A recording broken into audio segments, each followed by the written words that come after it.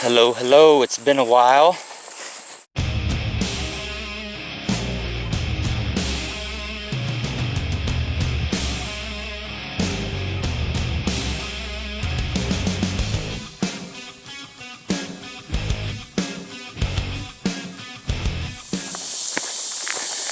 So here I am,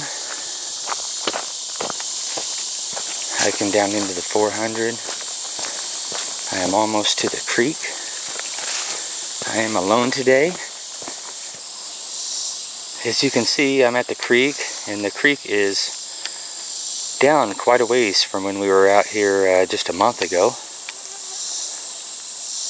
This was all full of water right here. So August is turning out to be the dry month for us. It's still running, as you can see right here. It's not just sitting water, it's running. But this does have several springs that feed into it, so. Headed to base camp.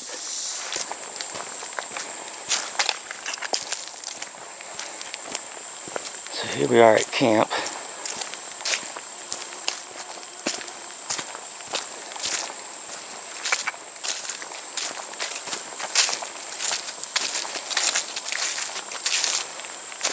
Everything seems in place, from what I can tell.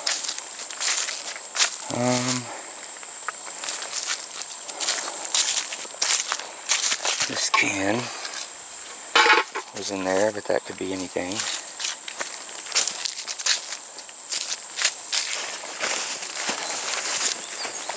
We have not been stagnant, even though I've put out no videos in quite some time. We've been in a process of more research and more documentation here, actually. While I'm here, I'm going to show you a little baby here. A little fawn. Beautiful.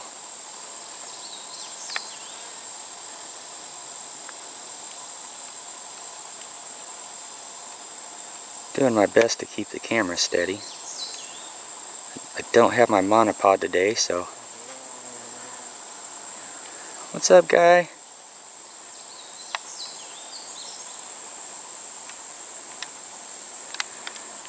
Anyway, I'll move on. So anyway, we've been in a process of going over footage and audio. We started out this year with, me doing some of my normal thing. I wasn't able to get out here as often as I'd wanted to or planned, so I was a little worried about, things not being too great when it was time to come out in July, and I was wrong once again. So we came out. The first 2 nights we researched the upper end of the property. And, we found some things, some tracks, we found a trackway, we found some scat, amongst other things, and did some night ops on the upper end of the property. And up there we typically don't get much action. So we had parabolic mic recorders going in camp while we were gone, and it turned out that we had some things in camp while we were gone, rummaging through things, not messing anything up. We have on audio a zipper being zipped and unzipped 17 times in a row. We've got breaks, and I mean loud breaks, happening at this time during the recordings. It was really interesting because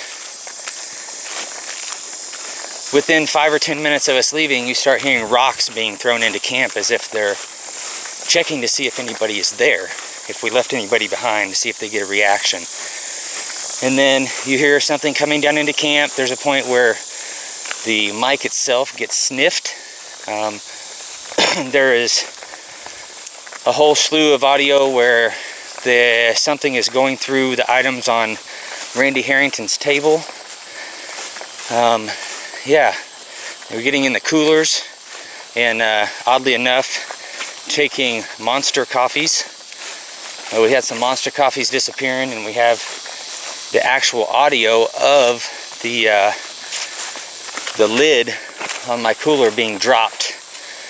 So we had something else happen that was really interesting. I've been telling the guys for quite some time that next time we catch them on thermal, I'm going to approach and go about halfway between the subject and the camera and sit down with my back to it and see what kind of reaction we get.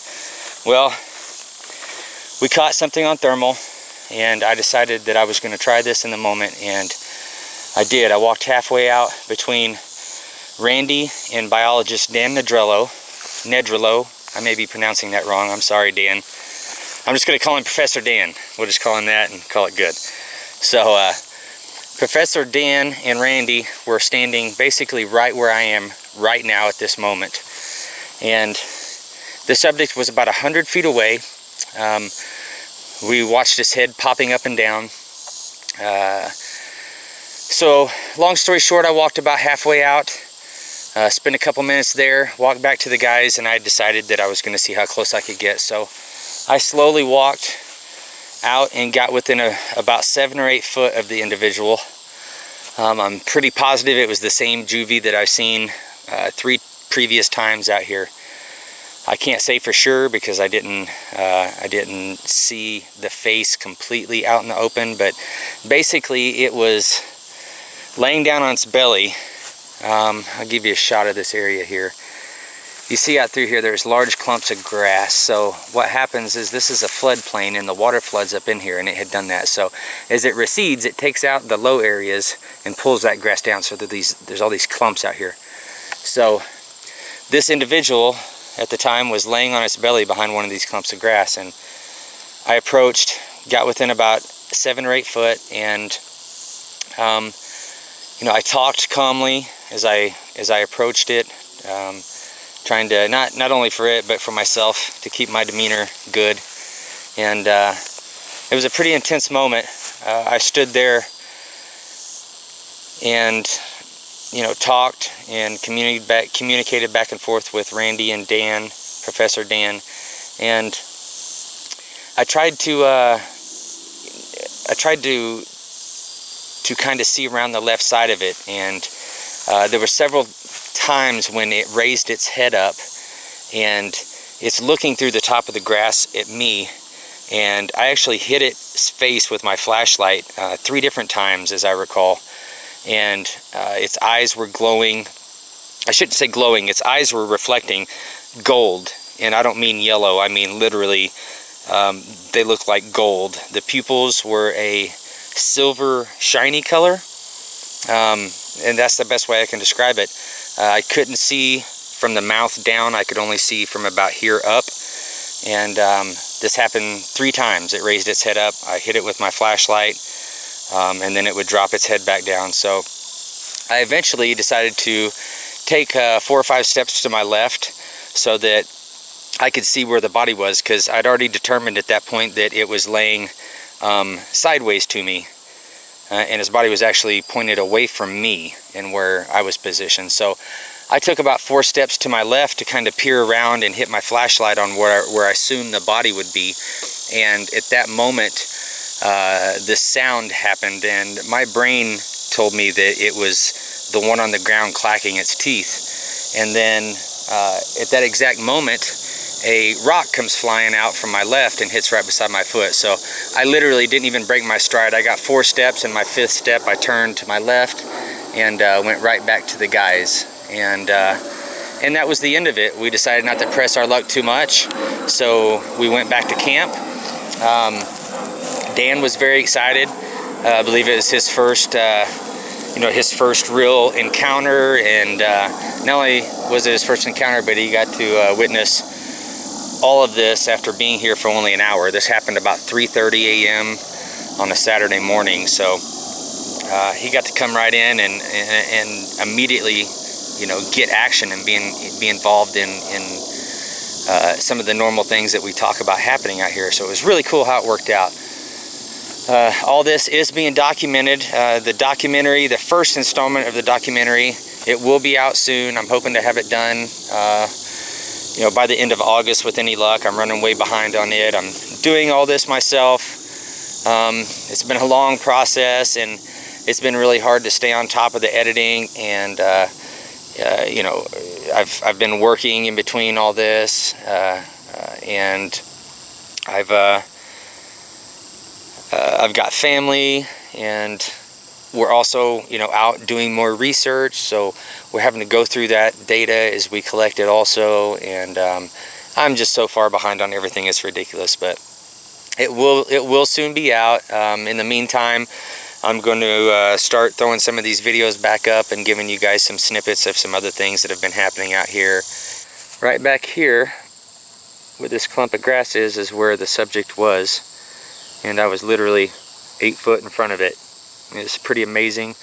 It was, out of all the moments I've had, it was definitely probably the most intense. I will say that we were kind of worried about the fact that we had pushed a little bit and questioned ourselves on whether we pushed a little too hard or not. I will say that I don't think that was the case, because when we got back to camp, we were followed back to camp, and we had been there maybe 8 to 10 minutes, and Randy and Dan were sitting over underneath Randy's canopy, and as I walked by one of the Polarises, a rock came from the ridge and hit the Polaris, and 5 minutes later, after I was sitting down with the guys, another rock came from the ridge and hit the Polaris. So it's like they followed us back to camp and let us know, hey, we're still on you, and everything's good. So with saying that I had a rock thrown from my left, we also found the 12-inch tracks, which we believe to be the mother.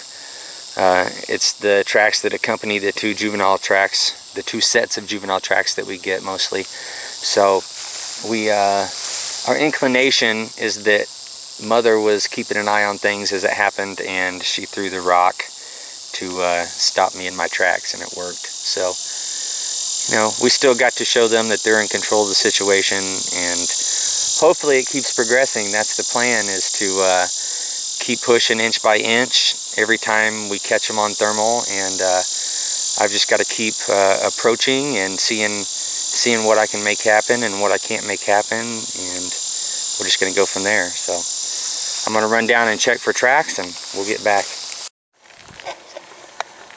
Alright, so I believe I have came across the juvie tracks. It's not very light out, so I'm going to get to some of the better ones, but here's one. There is one. There is one.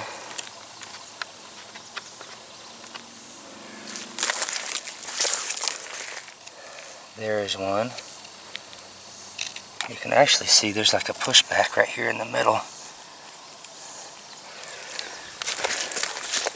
Here is one, and it actually looks like the heel sat down back here and the whole foot slid. You can actually see the toes there real well on this one.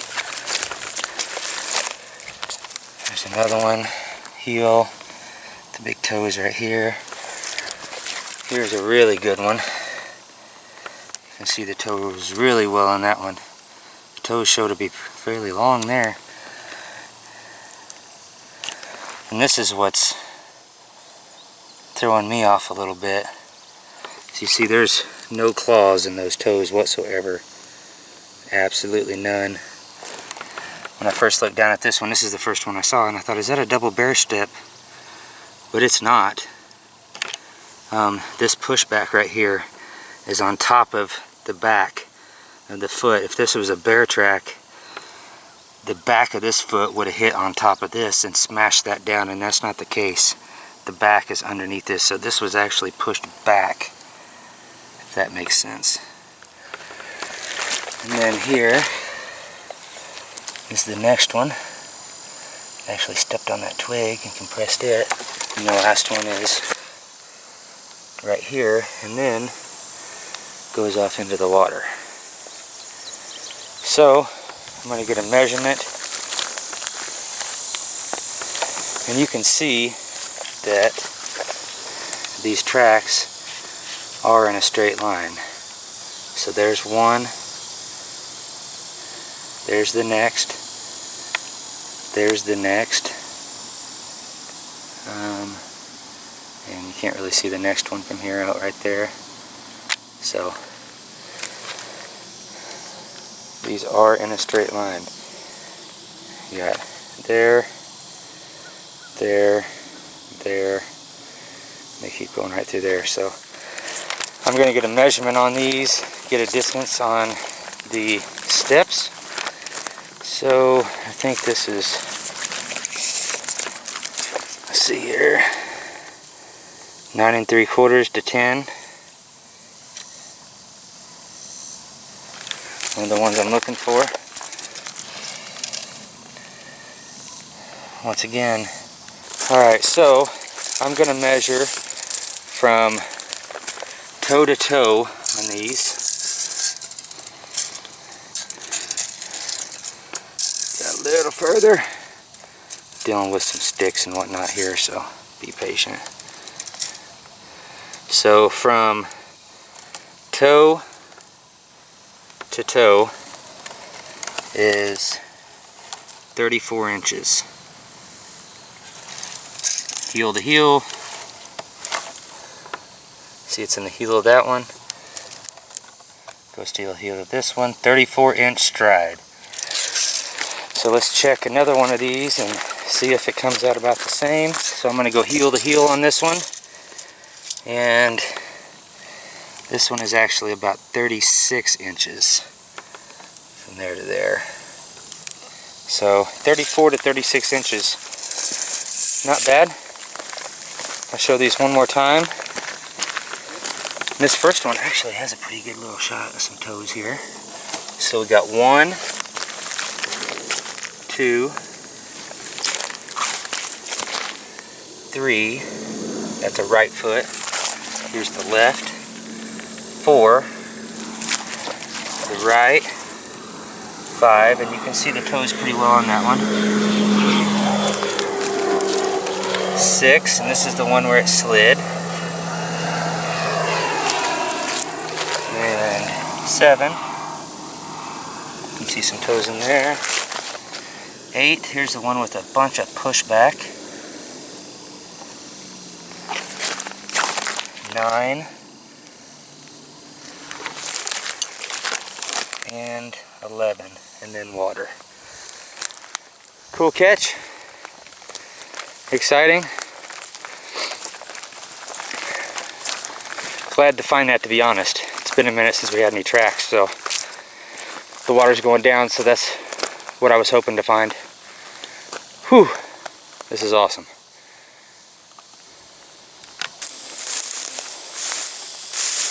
This is interesting. I found my missing bucket.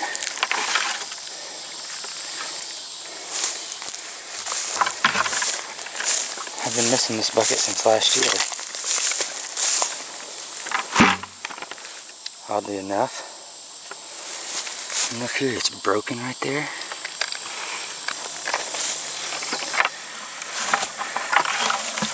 This bucket has absolutely not been over here where I just found it.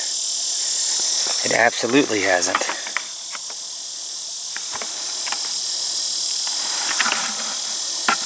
And crazy enough, this is broken. I mean, that's not easy to break. That's not easy to break at all.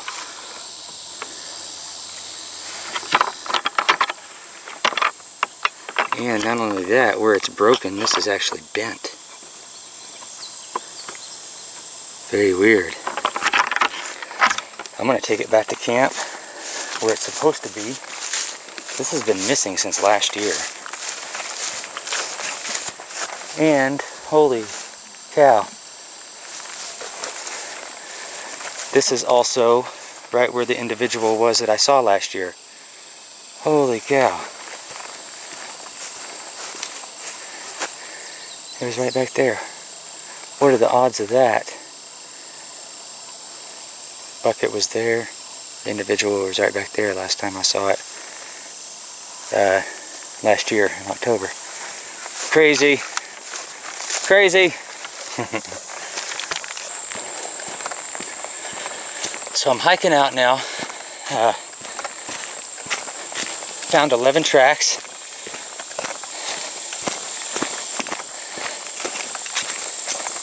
I'm kind of excited that I did find the tracks down at the end of the creek.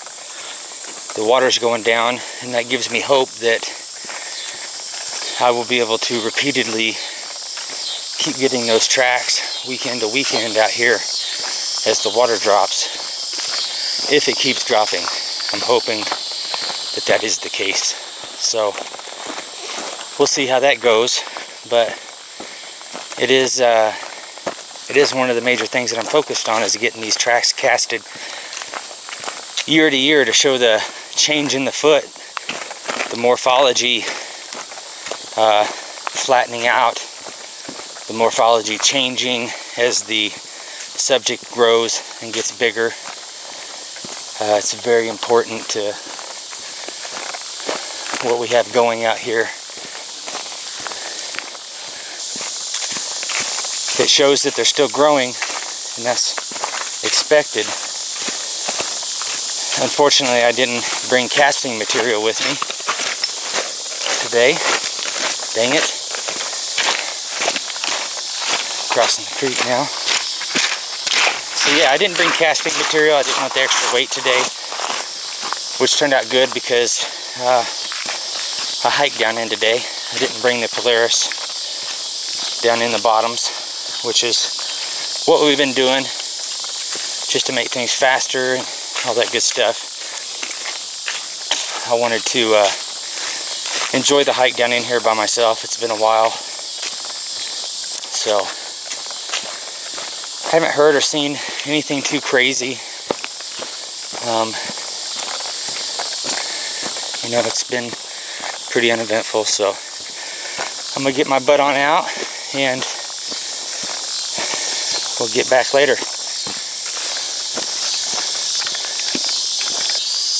Just had something sound like it hit over here. Caught me a little off guard, I ain't gonna lie. Oh, what was that?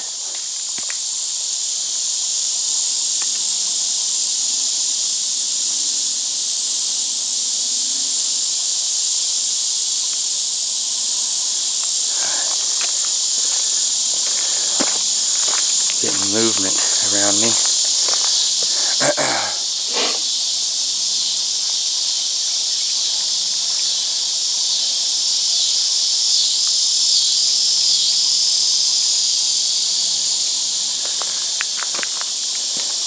Sounded like something had hit up there.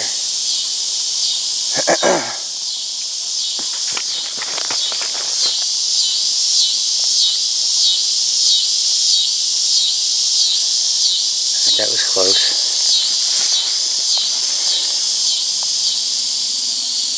Hello?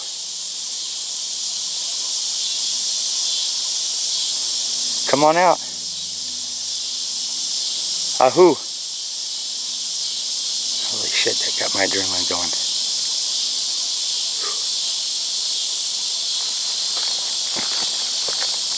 Hello?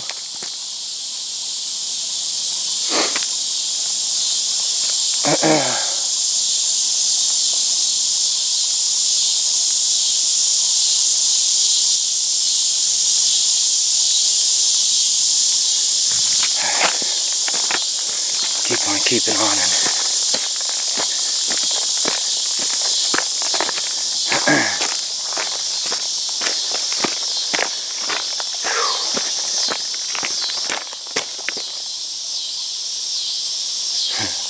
I keep hearing stuff behind me.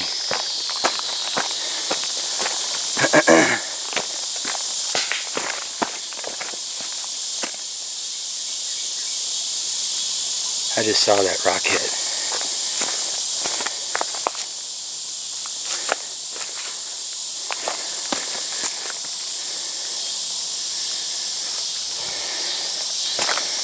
My adrenaline's pumping right now.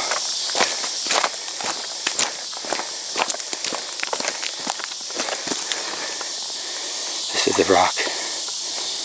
Holy shit, look at me, I'm shaking.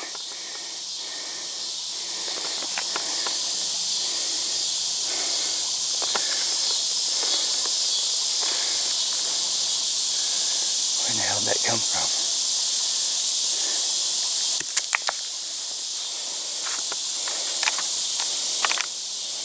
That's the rock right there. Hello?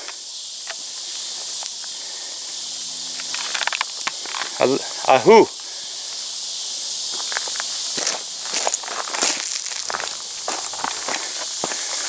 Let's do this.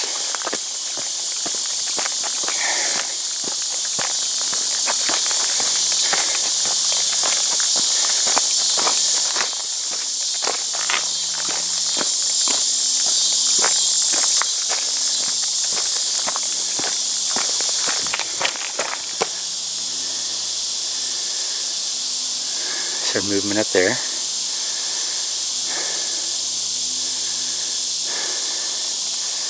Right there.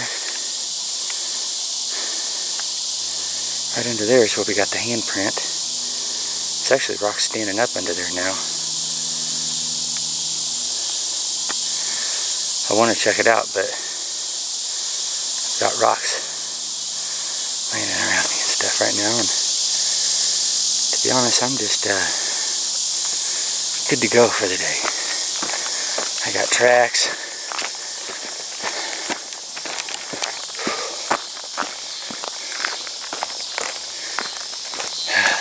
My intention today was to come out here this morning. I was gonna show up out here about 5 o'clock, get down in here, and